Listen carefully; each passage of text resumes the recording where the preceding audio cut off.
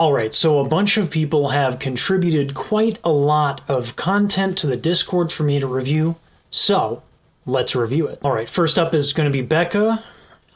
This is everything I wanted. All right, let's give this a listen. Everything I wanted might have been a nightmare. So one of the things Becca was talking to me about was her difficulty practicing consistently due to friends, family, fear of judgment, whatever. So I'm going to offer up some options that will help her and anyone viewing to practice in situations that are hard to manage socially.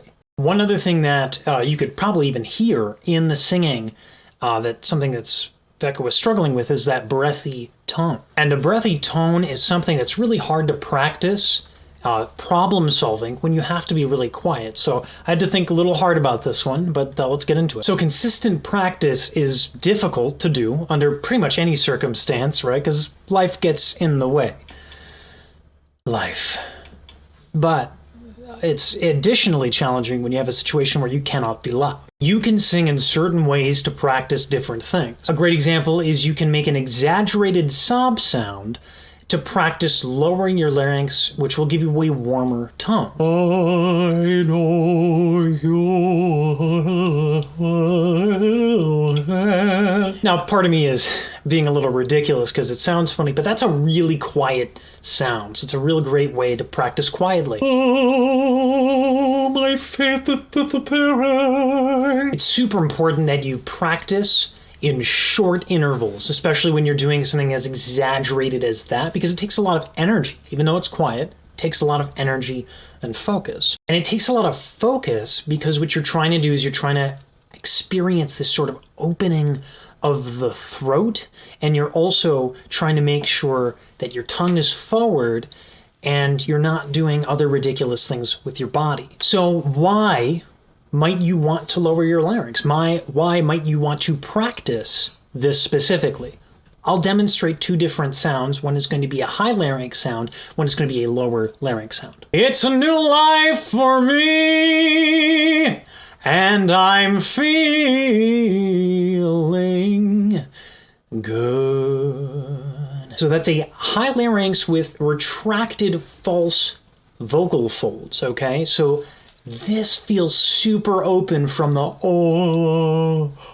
That's one of the things I'm focusing on when I'm being absolutely ridiculous like that, as I'm trying to open this and feel that opening. Super important when you're singing jazz or opera, anything that has a smooth sound to it. R&B is another example. But I also had a high larynx, okay?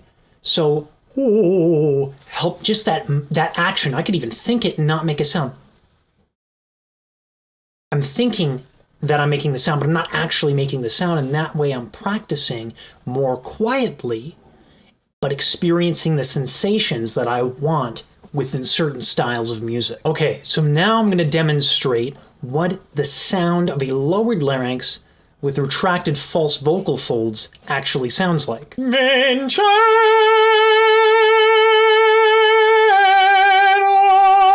By doing these ridiculous exercises quietly, frequently, but in shorter bursts of attention, I'm practicing a lot of different things that are useful in different circumstances.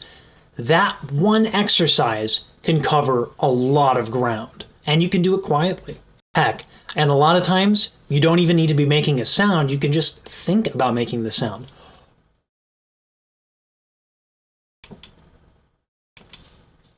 I often question if something is deeply and profoundly wrong with me. Oh well, another thing that you can do really quietly, although maybe just like the other exercise, maybe you don't want to be visible when you do this, is to use a straw, a glass of water, and to see how little you can make that water bubble when you sing. Let me demonstrate what I mean by this.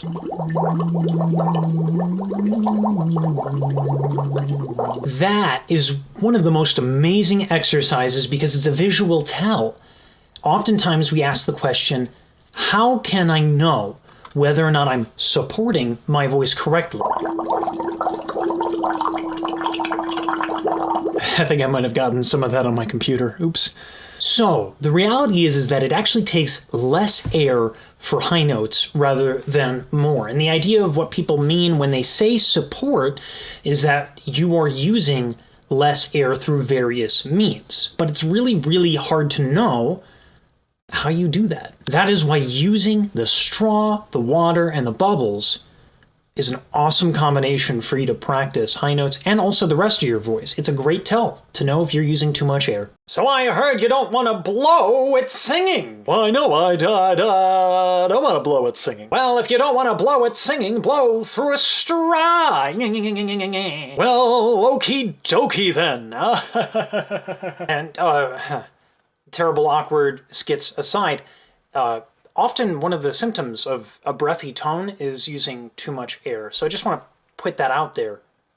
Awesome exercise. You should totally be using it in any practice, even if you don't want to practice being quiet. It's an awesome exercise. Another method that you can sing really, really quietly with is by using what is called the lip trill. The lip trill is one of those things that's really easy to get started on, but difficult to master. All you do is you put your lips together and you just blow out air.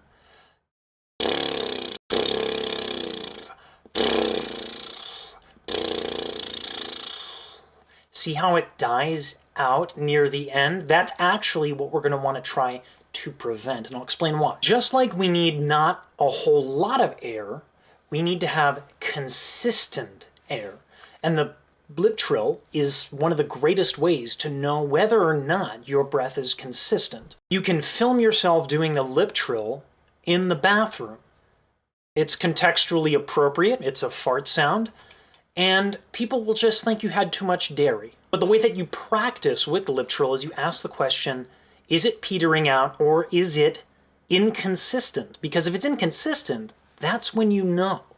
I just realized I had my cheeky little EQ on that entire time, but we're going to keep it anyway, because I got time for retakes. So when I started singing, one of the first things that really saw me increase in my ability to sing was practicing lip trills in the bathroom, because I was too nervous and too afraid to make a lot of sounds at home.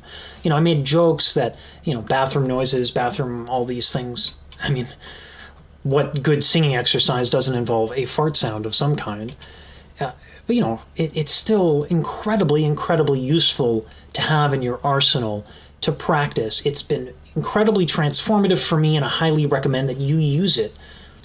Just remember that consistency is key.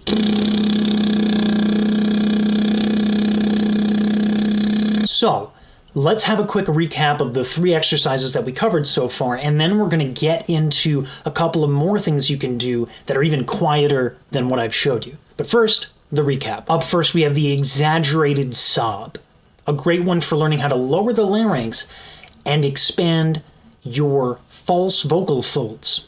And that's great for jazz, opera, R&B, or any other genre that requires a smooth sound.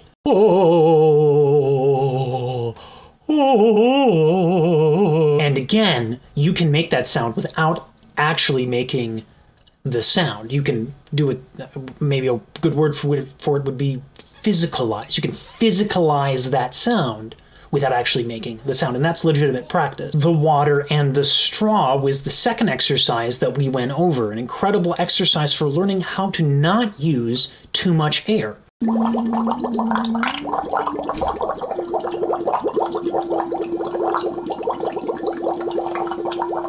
And remember, it takes less air for high notes, and that's one of the reasons why the straw and the water exercise are fantastic for practicing your high notes and really your singing in general. And again, the lip trill, super common exercise, super fundamental exercise, because it's all about consistent air. Why, if I didn't know better, I'd say that feller had a lot of dairy. Couldn't agree with you more, newsie number 1. Okay, so what happens if you can't make noise? It's nice to have voice exercises, but what if you cannot use your voice in this situation you are in? How do you practice? One of the ways you can do that is stretching. Now, wait just a gosh darn second there. What does stretching have to do with anything? I believe what the fake news he means is that he's trying to say that if you stretch your torso, you'll be able to prevent it from collapsing, which means that you'll be able to have more control over your airflow. Well, that just sounds swell and dandy, but then how do I do those sorts of stretches, you say? Newsy number 1 and newsy number 2 have a point. Stretching arbitrarily and just telling you to stretch is not good enough. So let's get into how we can stretch specifically to help singing. There are a lot of great videos out there on how to stretch different parts of your body. And those videos are probably better than what I can tell you to do. But what you want to look for specifically is the ability to stretch the torso. What is the torso? The torso is a group of muscles on your midsection that includes the back, the chest, the shoulders, the neck, and your abs. As a matter of fact, your entire abdominal wall. So your front and your sides and all that really do matter as well. It's incredibly useful to stretch every muscle in your torso and develop an understanding of where which muscle might be tight and when. Different parts of your voice might trigger you to have stress or tension in response to too much air. And so it's useful to stretch it out. Not to mention, what if you have a very physical job? What if you have a very physical workout routine? You're going to want to stretch. It's really important, and the torso is the most important thing to stretch. Another very important thing that you need to do when you're singing is you need to know the music. How are you supposed to sing something you don't know, right? If you hesitate, that's going to affect your breath, and that's going to affect your voice, and all sorts of shenanigans will happen if you're like, oh, what's coming up? I don't even know. One of the most obvious and quickest ways, as a matter of fact, to know your music is to listen to it. It's pretty easy, right? One of the things I'd make sure that you do is, yeah, sure, listen to the song you're working on, but make sure that you have a bunch of different singers singing that same song. By listening to a lot of singers' different interpretations of the same song, you're going to avoid copying an artist. You're going to start to figure out what you like as an individual artist, and you're going to avoid picking up bad habits that that singer might have technically. Same song, different singers. Remember that and do it. It's super quiet. It's super helpful. One of the quickest ways that you're going to be able to learn your music, short of just being able to sight read it outright, and it's going to help you, inspire you to make different artistic decisions. I do have one more tip for you that you would absolutely benefit from learning. What I'm about to show you is one of the best tools and websites to help you learn music theory and learn to be a better musician. Don't leave just yet, okay? I know this isn't sexy. I know music theory isn't sexy. It's not what a lot of people care about. But if you go to musictheory.net, you'll be able to practice a lot of what is going to be able to, first of all, let you read music, which is going to be way faster than learning music by listening to. Trust me, it's also one hell of a payday. Take, for example, if I have a gig that's $75 and I'm allowed to go to that gig and bring a piece of music with me, I can read off of that page and get $75 for that hour. Even if hypothetically, I can listen to a piece of music an hour long once, which is impossible, right? But if I can do that once and learn the whole thing, that same gig is going to be worth, would it be $37.5? That's half of the value. And what human being can learn an hour's worth of music in one listening? It doesn't work that way. Sight reading is money. It bears repeating.